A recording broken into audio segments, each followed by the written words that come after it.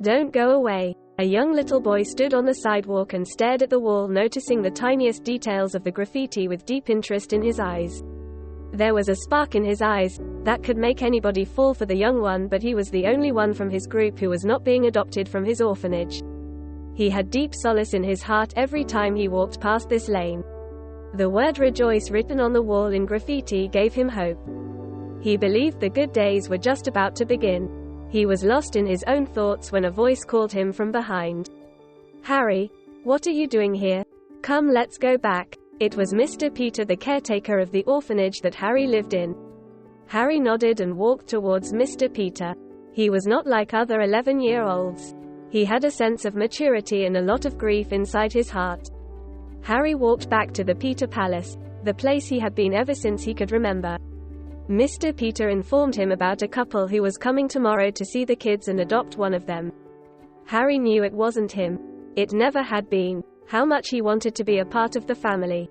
A new day, a new couple, and again another kid was adopted.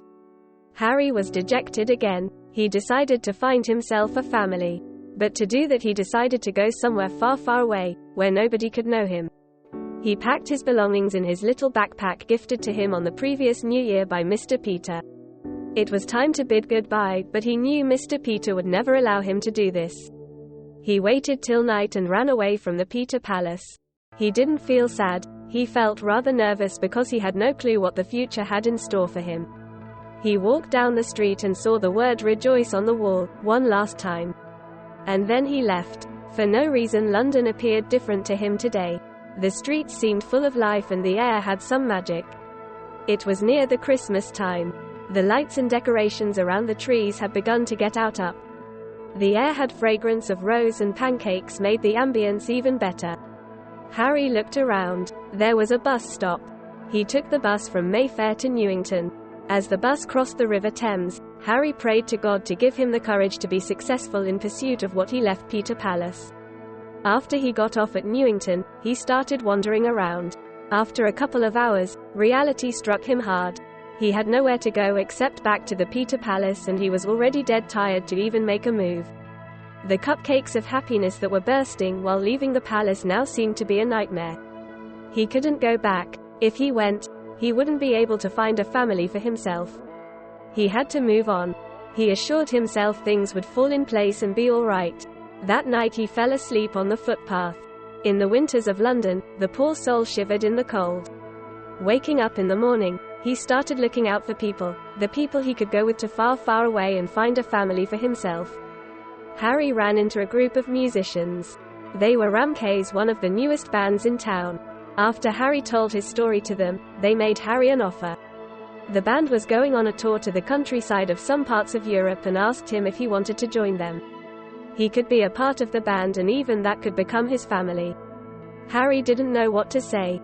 But he knew he would be far, far away from London, and now was the chance his destiny gave him. He said yes to them and went along. The band members Alex, Carl, Mike and Ben had been warm and welcoming towards him. They were all college kids who dropped off to pursue their passion in music.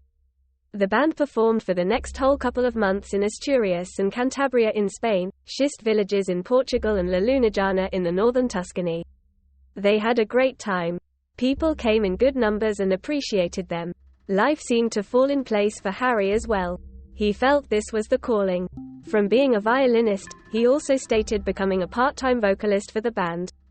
The grief inside his heart and the spark in his eyes was enough to liven up any person's mood. He missed Mr. Peter. He was the only one who cared for him after all.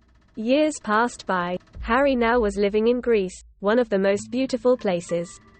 He led a peaceful life, went to do shows with Ramkays and did farming and fishing in the remaining time.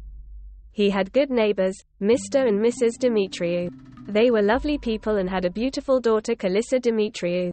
She was as beautiful as her name was, the one with the most heavenly smile on earth. Kalissa was one of the most kindest people. She listened to Harry with utmost attention and gave her advice on it. She was wise and composed. Harry was extremely grateful to Kalissa. She was the one who had been his rock. On alternate evenings, Harry and Kalissa would sit in Kalissa's open-air courtyard talking music, writing songs and playing instruments. While Harry played violin and knew how to play guitar, Calissa played lyre beautifully. She was even teaching Harry how to play it. They sat there from early evenings to late nights, ate their sandwiches and yogurt with fruit. Mr. and Mrs. Demetriou were extremely fond of Harry.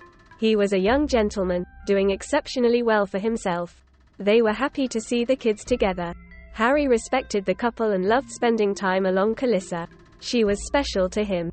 Every time he would go to do a show, she longed for him to come back. She had fallen for him. The day arrived. Calissa was dressed in her favorite peach dress. She looked lovely. She filled up her courtyard with the most beautiful and exotic flowers of Greece. She cooked barbouni and taramasalata for Harry, those were his favorites, and bought the best wine. She was all set to propose to him that evening. Harry came back, but with a girl.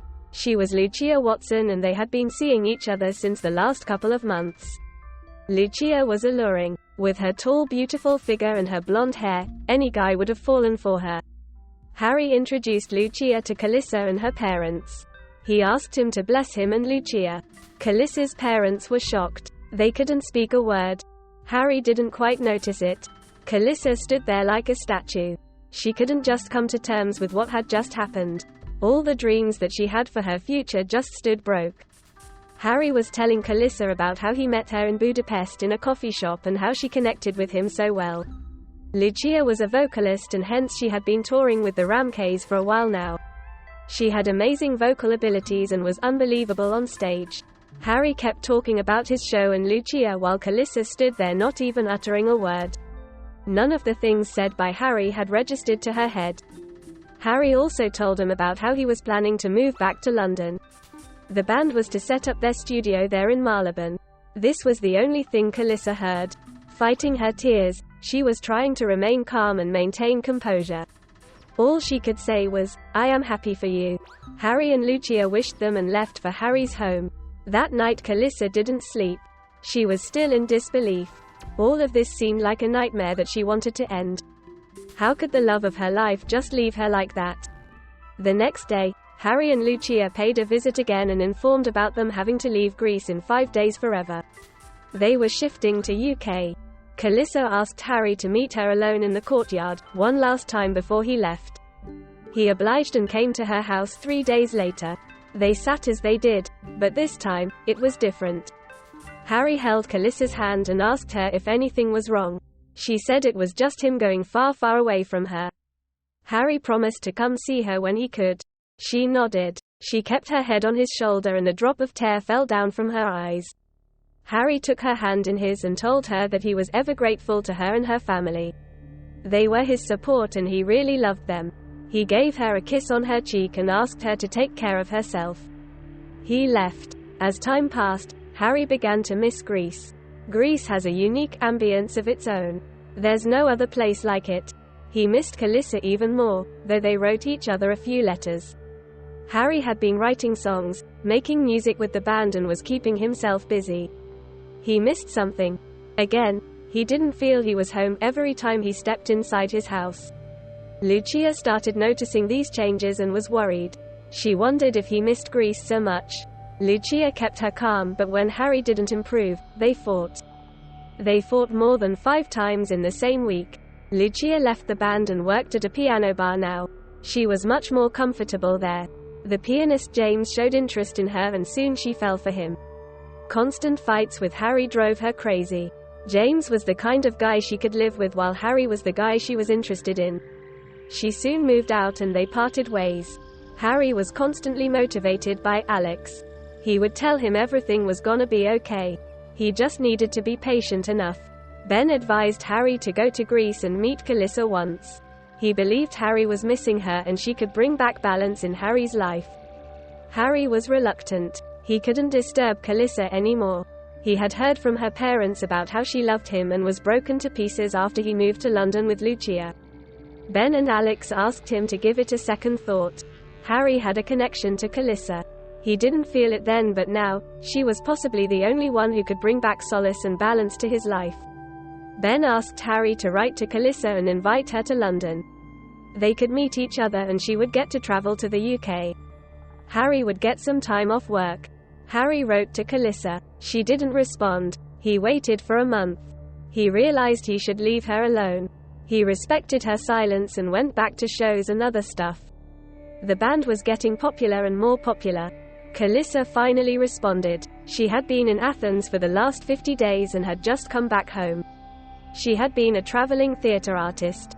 She was keeping herself busy in that manner. She apologized for not responding earlier and assured him she would come to visit him soon. She felt sorry for his broken relationship and assured him she was there for him always. Harry's joy knew no bounds that day. He felt a strange strength in his heart. He felt good all of a sudden, and the same week he recorded 37 songs for 6 different albums. The band was happy to see him back in full form. This had been missing in his life ever since he left Greece. After some days, Calissa informed Harry of her coming to London. He awaited her visit. She came to London. She was happy to see him.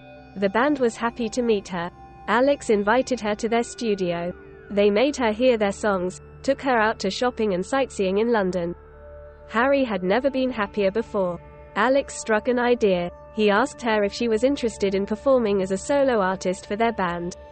She didn't know what to say. She said she couldn't leave Greece. That was her life. She lived that way of life since the beginning. Harry asked her to consult her parents. London has great theatre companies and performing bands as well. She could perform anywhere she wanted and she could earn well. Harry didn't want her to leave him in London and go back. She was afraid to lose him again. But she couldn't say no to him. She stayed back. Mr. and Mrs. Demetriou said they trusted their daughter and asked her to take care. Life was again falling in place for Harry, Calissa and Ramkes. They went on tours together, performed together and had fun. They were all in sync when it came to their performance. Harry and Calissa performed a special act at the end of their every tour, which became the highlight of the tour. Mike, Alex and Ben had also found their partners. They would go out for dinners together. Even Ben's girlfriend became a part of the group. She was an excellent vocalist and she along with Calissa would put up a splendid act together. After the act, Harry went on his knees and proposed to her. Calissa had been waiting for this. Her dream was finally coming true.